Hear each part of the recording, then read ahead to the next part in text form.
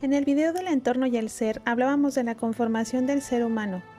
Hablábamos sobre el aspecto mental del ser humano, el cual conformaba, por decirlo así, el 10% de su capacidad total, y el 90% es principalmente emocional. Hablábamos también del sustento sobre la teoría de cuerdas y cómo los centros energéticos emocionales fungían no solo como una simple entrada de energía, sino como dimensiones completamente conformadas y con leyes propias dentro de cada ser humano. Si no has visto este video, te sugiero que le des una pausa y le des una repasada a los videos que anteceden a este. Esta capacidad inmensa de cada ser humano hace que las enseñanzas de diversas culturas antiguas tomen sentido.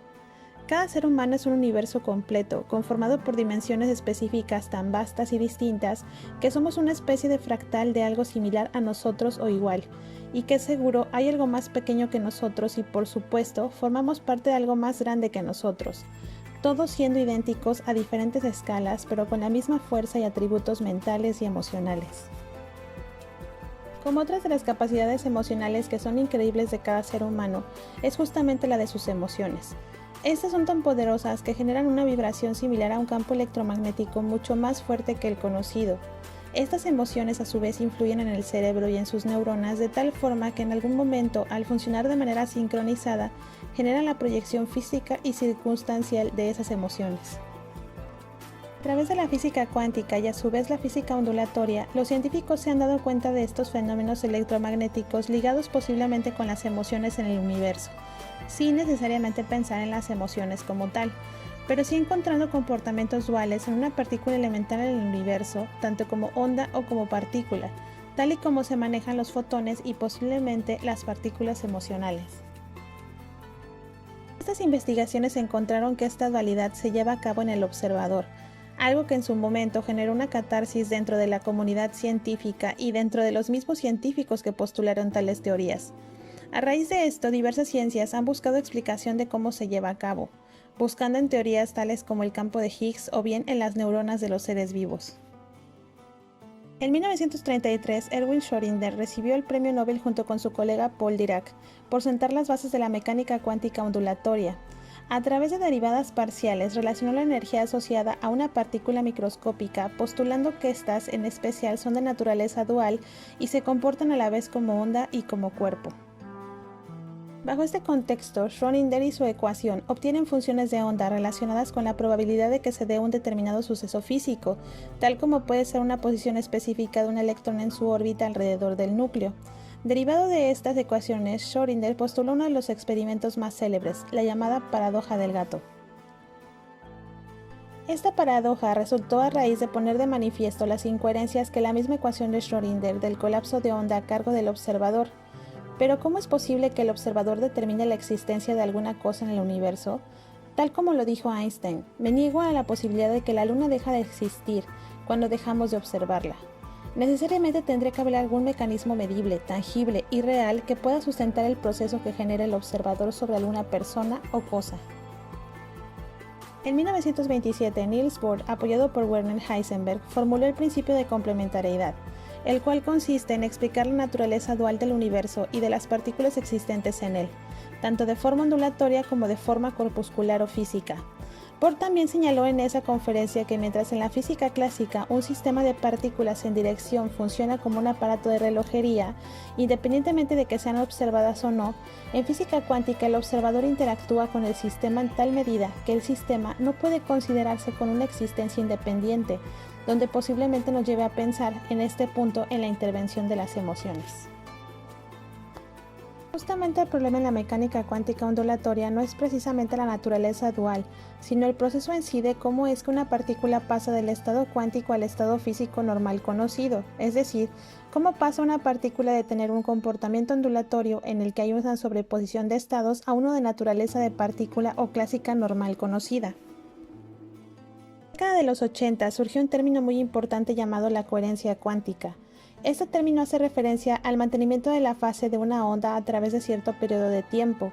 Cuando éste se rompe, se genera el término de decoherencia cuántica, y en este momento vuelve a salir lo que no cuadra dentro de la paradoja de Schrödinger y de la interpretación de Copenhague, que es lo que hace que esta función de onda se rompa y haga que algo en estado cuántico sobrepuesto pase a estado sólido físico normal.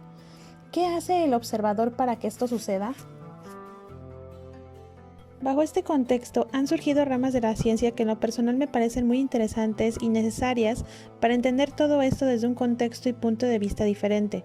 Tal es el caso del nacimiento de la decoherencia cuántica en seres vivos.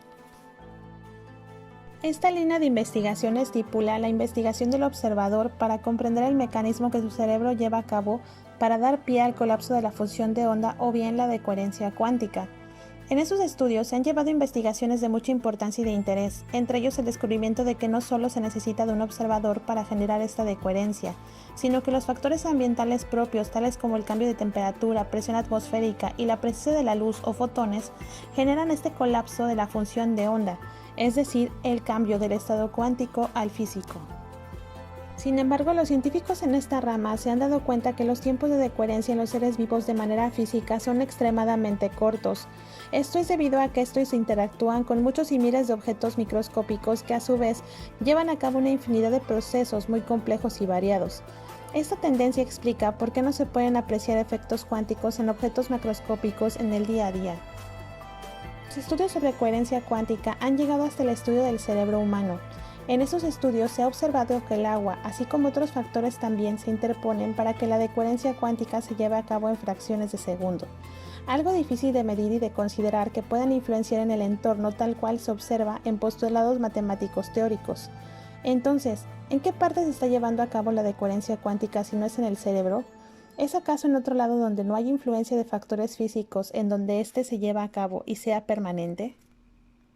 Y justo las respuestas a estas preguntas son precisamente el objetivo de este video. ¿En dónde se lleva a cabo la decoherencia cuántica? En donde tenga que llevarse a cabo, debe de ser en algún lugar donde no debe de haber influencia de factores físicos, ni siquiera los fotones. Sería un lugar en donde la decoherencia cuántica está tomando parte día y noche, sin importar tiempo ni nada, ya que en ese lugar esta es permanente. La decoherencia cuántica se lleva a cabo dentro de las dimensiones emocionales, donde no hay influencia física que haga que se lleve a cabo en fracciones de segundo. De hecho, esta se mantiene constante, ya que en nuestras dimensiones emocionales el tiempo no tiene influencia tangible, solo tal vez de una forma indirecta.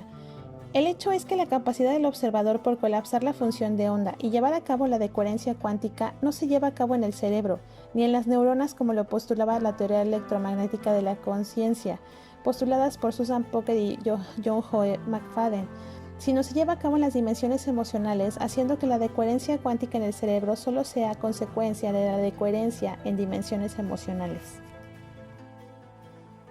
Las teorías electromagnéticas de la conciencia proponen que la conciencia se puede entender como un proceso electromagnético.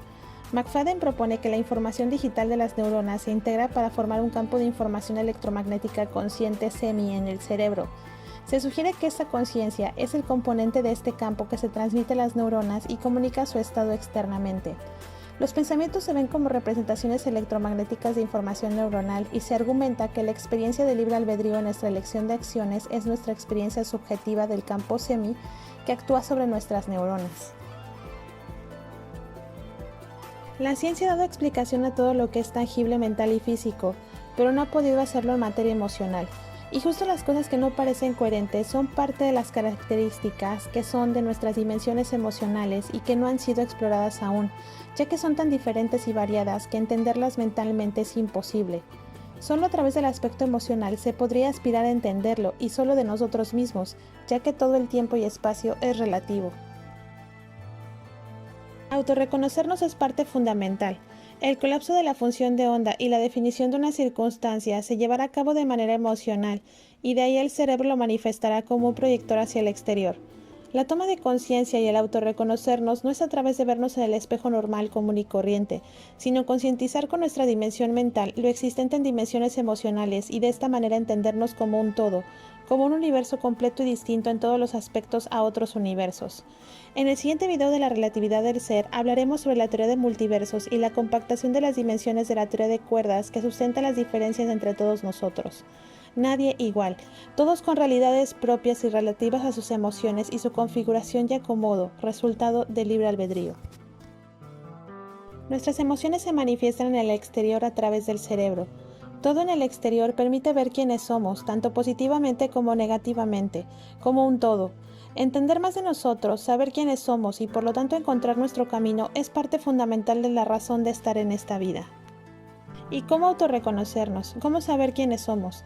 Aprender de nuestros padres, aprender de nuestros ancestros sin juzgarlos, porque de una u otra forma sus decisiones y su energía forman parte de nosotros.